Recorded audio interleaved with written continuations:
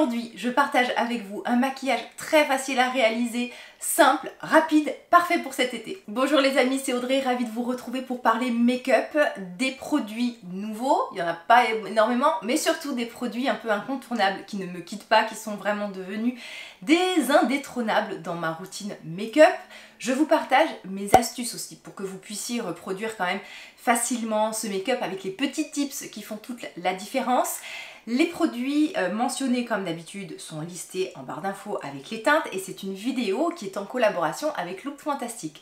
Ce qui fait que sur chaque produit vous pourrez utiliser mon code promo qui est BYREOLF et avoir de jolies réductions. Ça fonctionne même sur les nouveautés. Là j'ai vu aujourd'hui il y a la nouvelle petite palette de Natasha Denona qui est sortie et qui me crie achète-moi, achète-moi.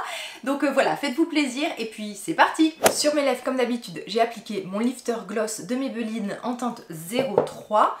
La seule base que je vais appliquer, c'est ma base contour des yeux de Bobbi Brown, puisque l'été, moins j'en mets sur le visage et mieux c'est. Donc cette base, elle est particulièrement hydratante et lissante. Alors c'est vraiment une base slash soin. Il y a certaines personnes qui l'utilisent carrément en tant que soin. Moi, c'est le petit surplus d'hydratation lorsque juste avant de me maquiller parce que j'ai un contour des yeux qui est très sec. Et si vous vous maquillez sur un contour des yeux très sec, c'est la cata. Aujourd'hui on va vraiment partir sur, alors on a une ou deux nouveautés mais on a surtout des valeurs sûres. J'ai fait un live Instagram cette semaine et vous avez été plusieurs à me demander quel est ton mascara préféré, quel est ton anti-cerne préféré. Ce sont pourtant des produits que j'ai montrés plusieurs fois en action, mais je pense qu'une piqûre de rappel est nécessaire. Je teste beaucoup de nouveautés mais il y a vraiment des produits qui sont indétrônables, vous allez voir ça. Le fond de teint ce sera le Synchro Skin Shiseido en version All Free. Alors attention, là c'est une teinte qui est assez foncée, c'est une teinte 360, donc c'est vraiment une teinte d'été plus. Il va être un tout petit peu foncé pour ma carnation, mais j'ai pas envie de faire de mélange aujourd'hui, ça a été un peu un achat à l'aveugle au niveau de la teinte, donc on va essayer de maîtriser ça malgré le fait que ça soit un tout petit peu trop foncé.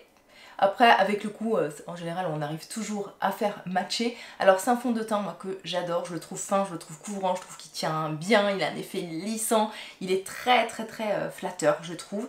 Vous avez une version beaucoup plus satinée. Qui va être plus adaptée si vous avez une peau sèche. Mais je trouve que celui-ci, même pour un fond de teint dit mat, il n'est pas du tout mat plombant ou mat desséchant. Franchement, il est super joli. Et en ce moment... J'applique beaucoup mes fonds de teint au doigt pour vraiment essayer d'alléger au maximum la texture et de mettre le moins de produits possible. J'enchaîne avec l'étape bronzer. On part sur une nouveauté. Too Faced vient de sortir un stick bronzant, sculptant. Les avis de ce produit n'étaient pas forcément positifs. Beaucoup de personnes disaient que ça manquait de pigmentation, que c'était un peu gras, donc j'avais vraiment peur que ça ne convienne pas à ma peau grasse et finalement ça matche très bien. J'ai la teinte Chocolate soufflée, de toute façon en barre d'infos comme d'habitude les liens des produits, les teintes, tout est noté. La référence des pinceaux aussi, tout sera indiqué. J'ai quand même pas mal saturé là mon pinceau. Alors souvent lorsque je fais des tutos maquillage que je parle en même temps que je filme, je fais un peu des catastrophes, c'est-à-dire voilà, souvent je mets un peu trop de bronzer, un peu trop de blush, mais l'exercice n'est vraiment pas facile et c'est là que vraiment moi je félicite toutes les chaînes make-up qui font tout le temps ça et qui le font avec brio. Donc voilà, j'en profite pour faire un petit coucou à Charlotte si elle passe par là. Du coup j'ai fait ma dédicace, mais je vous ai pas expliqué comment ça se passe avec ce bronzer. Et bien franchement, je trouve que ça se passe très bien. Je le trouve très fondant, je trouve pas qu'il fasse de marque. Il y a des bronzers qui sont beaucoup trop secs et justement des fois on a du mal à les travailler, à les appliquer. La pigmentation est correcte. Alors oui, c'est peut-être pas le plus pigmenté, mais vraiment moi j'en suis très satisfaite. Et après je pense qu'il faut aussi bien trouver la bonne teinte hein, aussi. Ça peut y faire beaucoup, mais franchement moi je suis assez contente du résultat. Ça se travaille facilement, ça laisse pas de traces, ça se fond parfaitement. Vous voyez, en plus je le travaille finalement assez vite et ça se passe très bien. Je ne sais pas vous, mais quand je me maquille, j'ai toujours ces petits cheveux là qui viennent me gêner lorsque j'applique des produits crème. Je pince mon pinceau pour qu'il soit un tout petit peu plus précis et je viens déjà faire mon creux de paupière. Alors vous allez voir, ce maquillage va être très très simple et rapide. Bon, il y aura plusieurs étapes parce qu'on se maquille, on aime ça. Mais voilà, c'est pas, il y aura pas, au niveau des yeux, il y aura quasiment rien. Mais c'est vraiment comme je vous ai expliqué le maquillage d'été que je fais au quotidien. Et quand j'ai le teint un peu plus allé, finalement je me maquille, je ressens moins le besoin de me maquiller, surtout au niveau des yeux. Je passe aussi au niveau du nez très légèrement. La teinte en plus elle est pas trop chaude, pas trop orange, donc ça va. On est entre le bronzer et le produit de contour. Donc ça c'est très bien quand la teinte, voilà. Pour une fois, je me suis pas gourée sur la teinte. Habituellement, à chaque fois que je commande un produit teint, vous pouvez être sûr que je me gourre sur la teinte, ou c'est trop orange quand c'est un bronzer, ou c'est trop clair. Bon, en général c'est toujours trop orange. On a aussi les fonds de teint qui sont trop foncés ou trop clairs, donc après je suis obligée de les mélanger, c'est vraiment la cata. Pour le blush, on part chez Maybelline avec les Sun Kiss Blush. Pour le blush, on part chez Maybelline avec les Sun Kiss Blush. Je ris parce que j'ai fait la prise 3 fois étant donné que je bégayais. Alors j'ai la teinte, je pense que c'est la teinte la plus foncée, la 06. C'est, vous allez voir, un blush qui est assez lumineux. Au niveau des teintes, vous avez aussi alors des teintes beaucoup plus claires, mais moi vraiment je vais partir sur cette teinte là foncée. Vous allez voir pourquoi, parce qu'en fait souvent lorsqu'on fait des tutos make-up, lorsqu'on met des produits poudre, des produits crème pardon, souvent on fait ensuite par dessus un rajout de poudre. Là vraiment je vais essayer de laisser mon teint tel quel, c'est-à-dire juste mon bronzer crème et mon blush crème. Donc je mets une bonne quantité sur la main parce qu'après je vais saturer mon pinceau. Alors attention parce qu'il est pailleté. Alors pailleté slash irisé, c'est pas vraiment des grosses paillettes, mais il y a vraiment une lumière qui se dégage de ce produit. Je ne m'embête pas, j'utilise le même pinceau que j'ai utilisé pour mon bronzer, je l'ai juste passé dans une serviette avant, je sature mon pinceau et en fait je prends cette teinte qui tire un peu sur le rouge. Le rouge, arrivé l'été, en fait ça vous fait vraiment, sur des carnations moyennes comme la mienne, ça vous fait vraiment l'effet soleil, vraiment que vous avez pris le soleil, presque que vous avez pris un coup de soleil. Et c'est ça en fait que j'aime dans ce genre de teinte. Avec les lumières en face, j'imagine que vous avez un retour qui est très lumineux, mais ensuite quand on va poudrer, vous allez voir, ça va s'estomper. C'est hélas des blushs qui manquent pour moi de pigmentation. Il faut venir souvent les travailler plusieurs fois, alors souvent en 2 étapes, pour construire, on va dire, la couleur. Et pourtant là, je suis vraiment sur la teinte la plus foncée. Donc c'est pas une réussite à 100%. Après voilà, c'est un petit prix. Le rendu lumineux peut être très très beau, ça a un certain confort, c'est pas sec ni mat, donc les peaux sèches vont adorer aussi ce genre de fini. Et voilà, faites attention par contre, si comme moi vous avez une peau grasse, vous avez de la texture, il faut y aller doucement, on va dire, par rapport à la texture brillante. Et moi vous allez voir par-dessus, je vais poudrer avec un voile de poudre libre tout simplement, pour diminuer en fait cet aspect irisé, mais en transparence on verra quand même la lumière du blush. Et je trouve que l'été c'est très très très joli, surtout en lumière naturelle. C'est vrai que des fois en lumière de studio, c'est un grand mot, studio pour ma pièce, ben, ça peut paraître très brillant, ou des fois on peut voir des marques, mais je vous assure, en rendu en lumière naturelle, ça sera beaucoup plus joli. J'ai fait l'autre côté et je fais aussi pareil, comme j'ai fait avec mon bronzer, une petite touche au niveau de mon creux de paupière.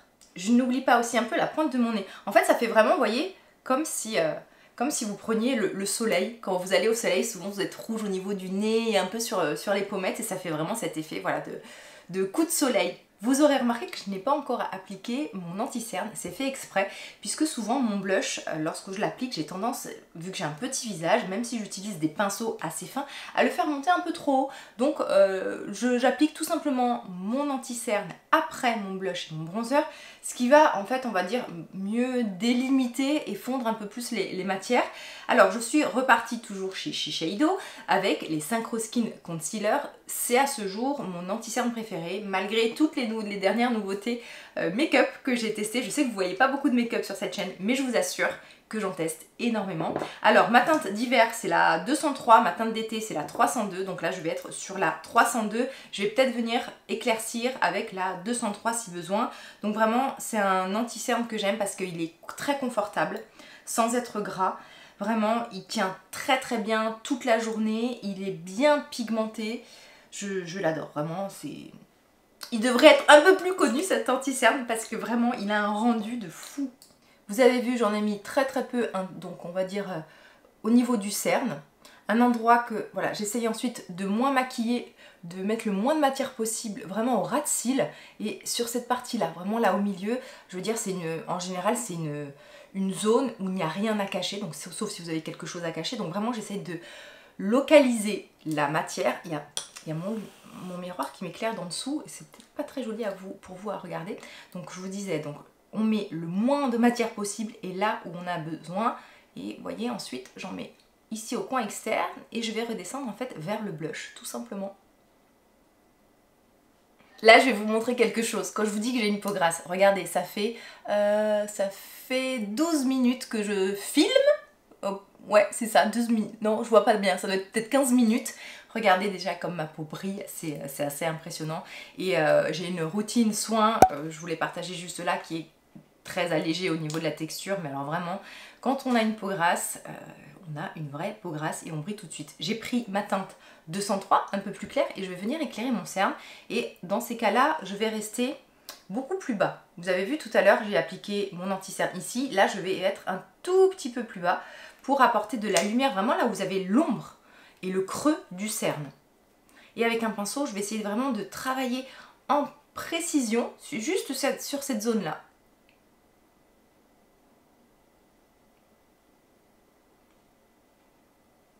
Si je veux un teint un peu plus travaillé, toujours avec mon anti-cerne un peu plus clair, je vais venir apporter des zones de lumière à certains endroits. Donc ça peut être notamment au niveau du front. Il va vraiment falloir que je m'éponge ensuite avec un papier matifiant, un tout petit peu ici sur l'aile du nez. On va faire le sillon nasogénien parce que s'il est marqué, eh bien ça crée une ombre et donc on peut apporter de la lumière. Et vous pouvez aussi faire, si vous avez le contour des yeux, le contour de la bouche qui a tendance à être un peu marqué, et vous savez, à commencer à avoir un peu la bouche qui tombe comme ça, vous pouvez aussi, vous voyez, mettre votre anti-cerne comme ceci et venir tout simplement ensuite l'estomper. Ça va apporter un point de lumière et visuellement un peu, voilà, un peu gruger et atténuer les marques du temps.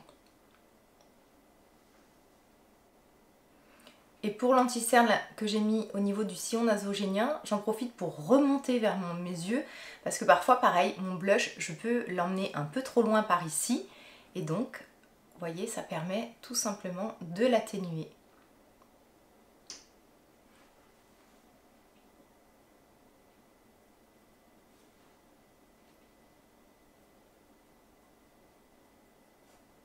Avant de poudrer, je vais passer un papier matifiant, parce que là, vraiment, j'ai la peau qui brille énormément. Donc, avis, team peau grasse, ou si un jour vous me appliquez un fond de teint qui est vraiment trop glowy, n'hésitez pas à passer avant la poudre du papier matifiant. Si là je me poudre à ce moment-là, alors certes la poudre va bien adhérer, mais le gras va finir par ressortir et ça risque vraiment de vous faire des amas de matière et vraiment de vous marquer toute la texture de la peau et de vous faire un teint très lourd et plombé. C'est pour ça que vraiment le maquillage des peaux grasses est quand même très particulier, et c'est pour ça que souvent aussi j'observe des choses qu'une peau normale ou une peau mixte ne peut pas observer au niveau de la texture des produits, au niveau des matières, au niveau des rendus. C'est une vraie galère. Alors à ce qui paraît, notre peau vieillit moins vite, mais je suis pas sûre là-dessus de ça. Deux poudres différentes, une plus fine, plus légère, plus lumineuse pour mon contour des yeux. On va partir chez Laura Mercier avec la Secret Brightening Poudre qui existe depuis au moins, sans mentir, 10 ans. Et on repart chez Shiseido avec la poudre Synchro Skin en version mat. Elle existe aussi en version éclat, glowy, et en fait elle est un tout petit... Alors déjà elle est moins matifiante et elle a un rendu un peu plus lumineux. Donc voilà, si vous avez la peau sèche, vous trouverez votre bonheur, et la poudre de Laura Mercier peut être utilisée pour tous les types de peau.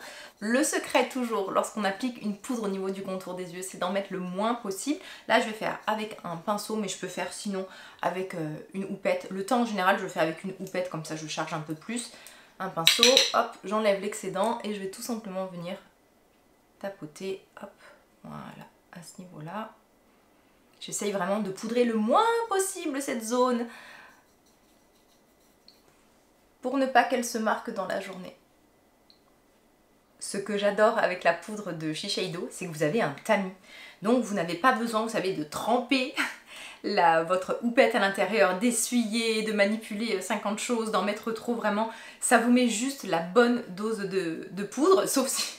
Voilà, si vous faites ça trop longtemps, mais en même temps je parle, c'est pas évident. Et donc là, voilà, je vais me faire plaisir et je vais poudrer tout mon visage. Donc moi, voilà, je poudre de partout, mais peut-être que pour vous, vous allez avoir juste besoin de poudrer, voilà, ce qu'on appelle la zone T, et laisser peut-être vos joues avec un peu de lumière. Donc vous pouvez aussi, avec votre poudre, aider à redéfinir un peu ici, vous savez, la mâchoire, en ne poudrant que le bas pour essayer, vous voyez, d'avoir des joues et un visage un peu plus fuselé. Moi, par contre, on va en mettre partout, et donc je repasse avec ma poudre libre sur mon blush qui était lumineux et peut-être un peu trop marqué et pigmenté. Donc vous avez vu, ça fond le tout, ça fond la matière, ça enlève le côté lumineux et ça donne un effet beaucoup plus naturel et joli au maquillage. Je vais passer aux yeux, aux lèvres. Je garde ma poudre libre près de moi parce que souvent en dernière étape de maquillage, je remets un voile de poudre. J'applique ma base à mascara de Lancôme, mais franchement elle me bluffe cette base et j'ai vraiment l'impression avec le recul, donc là je suis à bien 2 ou 3 mois, moi, je crois que ça doit faire au moins 3 mois que je l'utilise, puisque je pense que la première fois que je vous l'ai montré ça faisait au moins un mois que je l'avais. Il me semble que mes cils sont plus longs, en sachant que en ce moment je n'utilise plus du tout mon lipocil de Talika, j'ai complètement mis ça de côté, il faudra que je reprenne en septembre. Donc je mets une première couche de base, je vais, le temps de la laisser sécher, vous allez voir ce que je vais faire avec un eyeliner. Alors attention, la brosse est assez chargée. J'aimerais beaucoup avoir vos retours sur ces produits si vous les avez testés, parce que cette base je vous l'ai déjà montré en action, le fond de teint aussi il y a pas mal de temps, donc dites-moi, c'est hyper intéressant d'avoir vos retours pour aussi, on va dire, donner d'autres arguments et étayer mes propos. Peut-être que voilà, si vous m'apportez des fois des précisions en me disant Audrey, tu vois, sur mon type de peau machin, ça n'a pas matché, moi ça me permet aussi de vous transmettre l'information.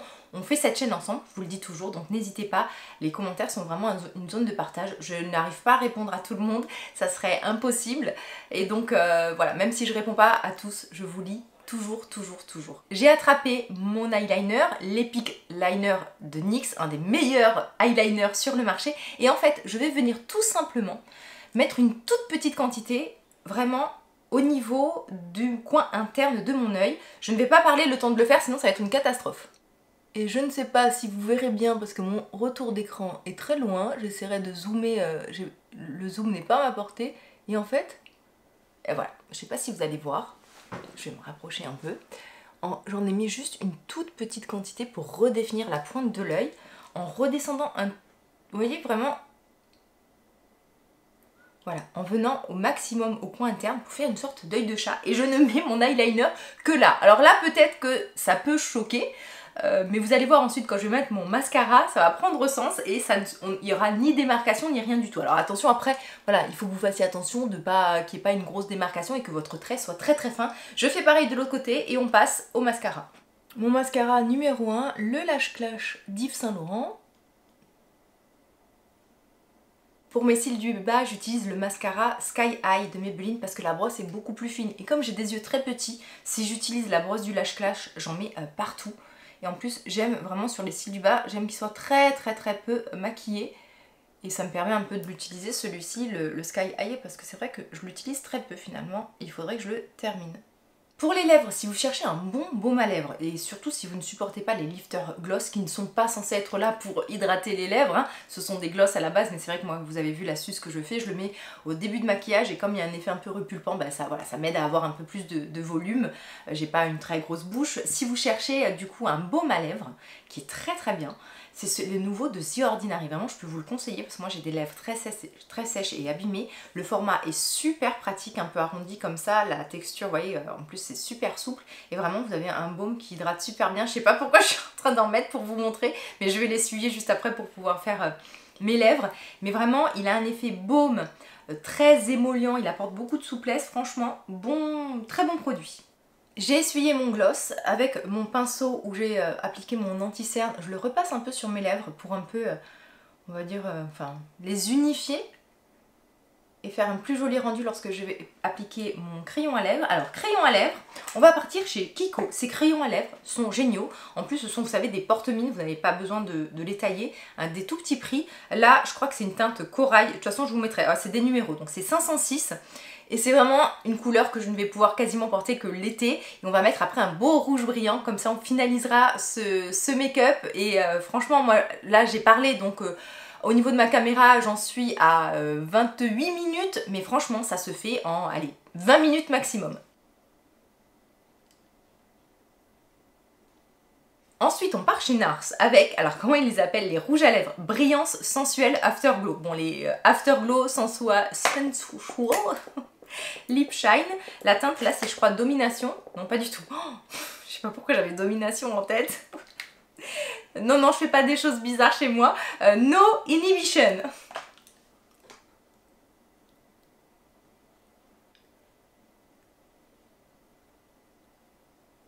Je viens de finir de me maquiller et voilà le rendu en lumière naturelle. Donc vous avez vu, des fois avec les grosses lumières, on peut voir certaines traces, mais je pense que tout est bien fondu et j'espère que ça vous a plu.